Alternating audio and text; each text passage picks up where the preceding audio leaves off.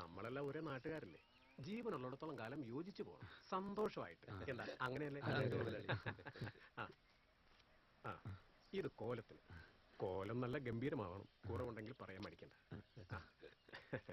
ആ ശരി. എന്തു പറ്റി? പോയി എടുത്തോടാ.